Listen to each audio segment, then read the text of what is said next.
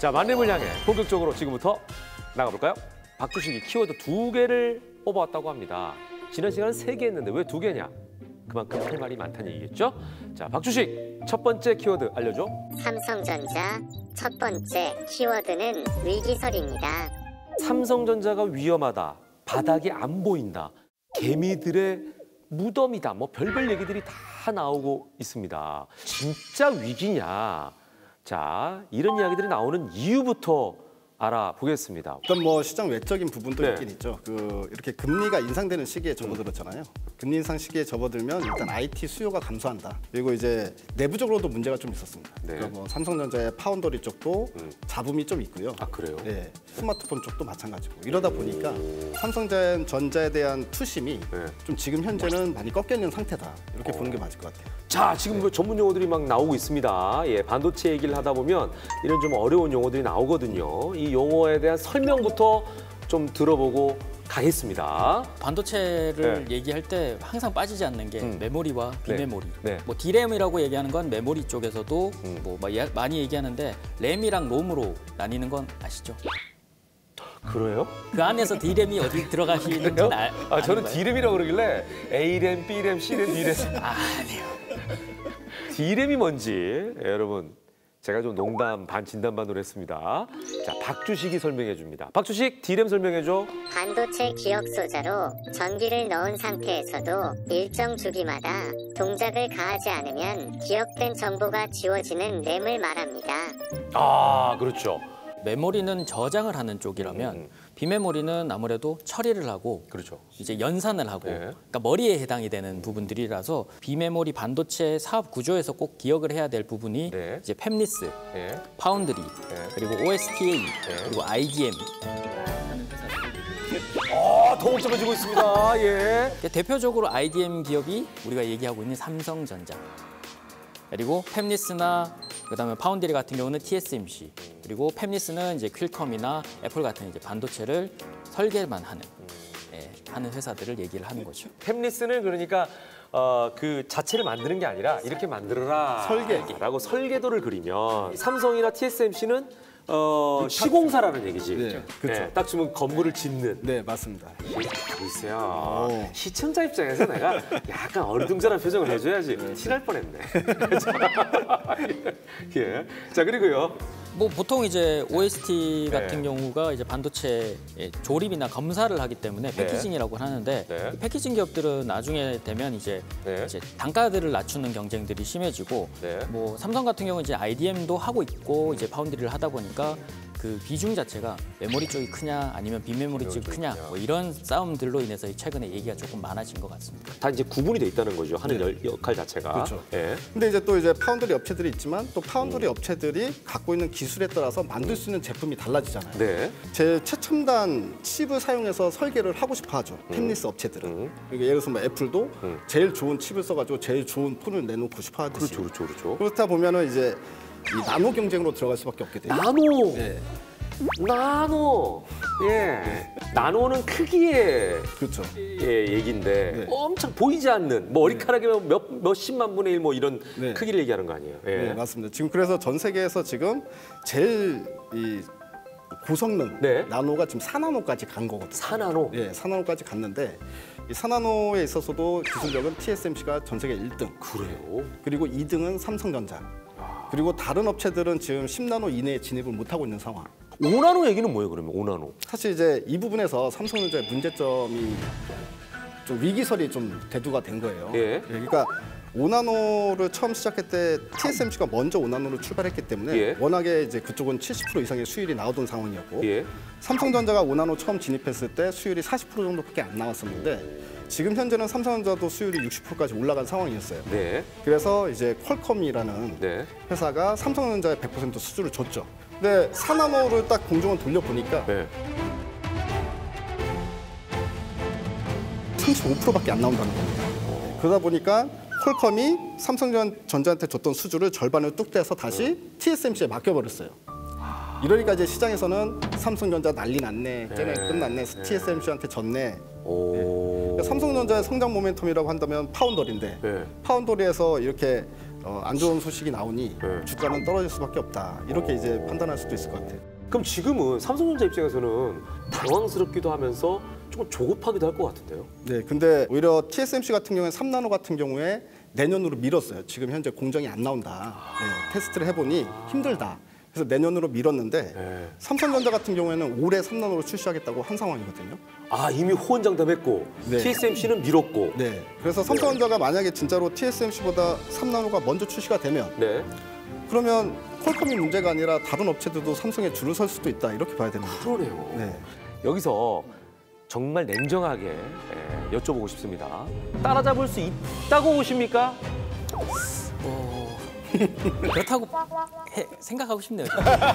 솔직히 저도 이미지라는 게 있고 한국에서 살아야 되는데 국가적인 이미지를 제가 망칠 수는 없죠. 아니요, 약간 그 애국심도 좀 섞어서 삼성이 어쨌든 따라잡는 게 좋죠. 여기서 더 재밌는 건 뭐냐면 TSMC는 삼성보다 3배 더 투자합니다.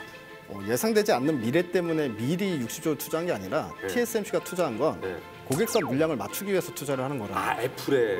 그렇죠. 애플뿐만이 아니라 거의 대부분의 팬립스 자체들이 TSMC에 우리 이것 좀 만들어줘라고 줄 서 있는데 이미 줄 서 있어요. 근데 지금 현재 만약에 TSMC에 나 이것 좀 만들어줘라고 하면 최소 3년은 기다려야 되거든요. 그만큼 수주가 많이 들어와 있기 때문에 공장에 짓는 거다. 자, 그러면 백 전문가께서는 삼성이 TSMC를 따라잡는 건 불가능하다. 이렇게 지금 얘기하는 뉘앙스예요. 아니에요. 정반대입니다. 아니, 지금 느낌이 그런데? 아니, 이미 줄 서 있고. 야, 그러니까 투자해가지고 공장 늘리는데. 네, 맞아요. 어떻게 따라잡아? 아니, 지금까지는 그래요. 지금까지. 뭐야? 지금까지 반전인데? 아까 제가 말했잖아요. 반전이 있다고. 한 방에 역전할 수 있을 만한 가능성 있는 이슈들이 있거든요. 네. 정말 있습니다. 반전이 있다고요? 자, 이유를 얘기해 주세요. 그 반전이 뭡니까? 이게 뭐냐면 자, 지금 현재 TSMC의 기술력이 삼성보다 많이 앞서 있잖아요. 예를 들어서 뭐 같은 5나노라고 하더라도 80% 이상 TSMC는 거의 100%가 가까워. 지금 삼성은 60% 정도. 그런데 삼성이 역전할 수 있는 가장 큰 이유가 뭐냐면 지금까지 우리가 미세나노 공정을 할 때 사용하던 그걸 제조하는 방식이 있잖아요. 그게 핀팻 방식이라는 거였어요. 핀팻. 네. 핀팻 방식이라는 게 뭐냐면 웨이퍼 칩이 있다고 치면 전류가 들어오잖아요. 전류가 들어오는데 전류를 딱 끊었을 때 이 간격이 너무 촘촘하니까 전력이 누수 현상이 발생이 되는 거예요. 그렇지, 왜냐면 다 붙어 있으니까. 네, 다 붙어 있으니까. 이렇게 손잡고 있는데 이쪽에서 전기 하나 통하면 이게 다 통하잖아요. 그렇죠.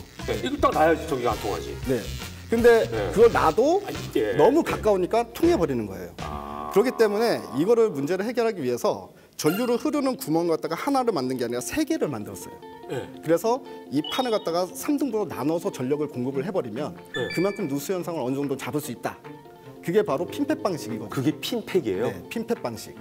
이번에 3나노 때 삼성전자는 세계 최초로 GAA 방식으로, 그러니까 게이트 올 어라운드 방식으로 공법을 바꿔서 지금 만들고 있거든요. GAA. 야, 이거 진짜 의미가 있다. TSMC 가. 네. 아, 가네. 맞네, 가. 그래서 GAA는 뭐냐면 전류가 흐르는 수도꼭지를 하나 더 만든 거예요. 그 4개.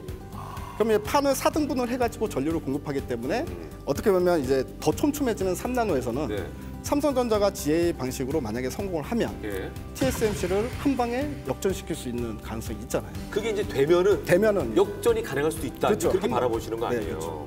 그러면 팹립스 업체들 입장에서는요. 그동안에 내가 TSMC랑 얼마나 끈끈한 관계가 있는지는 중요하지 않습니다. 뭐 의리라는 건 없네요. 의리라는 건 없습니다. 일단 3나노로 만들면 훨씬 더 좋은 칩을 만들 수 있다는 거잖아요. 팹립스 업체들 입장에서는. 그렇죠. 애플도 삼성전자 찾아올 수 있는 가능성까지 열리겠죠. 자, 이동욱 전문가님도 삼성의 3나노 개발과 전망은 밝게 보십니까? 어떠세요? 물론 현실적으로 보면 아직 좀 어렵지만 해야 되는 건 맞아요. 그리고 삼성의 승부를 보려고 하는 건 어쨌든 기술력으로 먼저 치고 나가겠다고 했던 부분들이고 계속 밀려있는 물량들을 계속 기다릴 수는 고객들은 없다. 그렇게 되면 삼성도 한 번은 더 기회가 있지 않을까. 아, 그렇죠. 삼성은 물러설 수 없는 한 판이 될 것 같습니다. 그죠? 예. 여기서 한번 우리가 삼성의 기원을 하면서 3나노, 니나노! 예. 자, 오늘 두 전문가님의 이야기를 들으니까 그동안 이렇게 깊이 있는 어떤 디테일한 정보는 몰랐던 분들이 많았을 것 같습니다. 삼성전자를 더 속속들이 파헤치기 위해 다음 키워드 확인합니다. 잠깐! 예. 오늘의 레벨업주 나갑니다. 아, 예. 자, 오늘은 그래서 더 궁금합니다. 어떤 레벨업주가 나올까요? 공개해 주시죠. 자, 힌트 주세요. 우리가 메모리와 비메모리 구별해서 조금 봤는데요. 네. 둘 다 수혜를 가능합니다.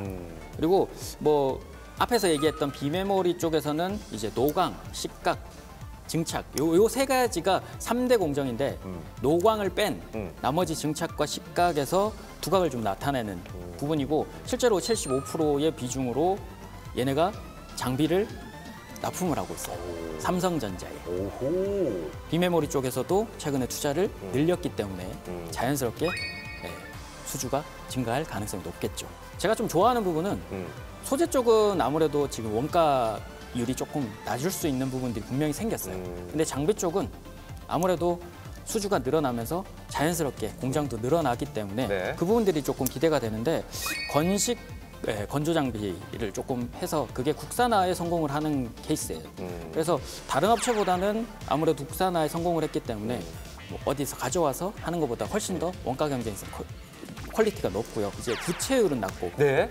그리고 유보율은 굉장히 높은 오호. 회사라서 개인적으로는 픽한 업체입니다. 그래요. 예, 여기까지. 자, 여러분의 계좌를 업그레이드해줄 이동우 전문가의 레벨업주가 궁금하시다면 카카오톡 채널에서 만렙 박주식을 검색 후에 친구 추가해 주시기 바랍니다. 자, 하지만 모든 투자의 최종 판단은 여러분의 몫이니까요. 현명한 투자하시길 바라겠습니다.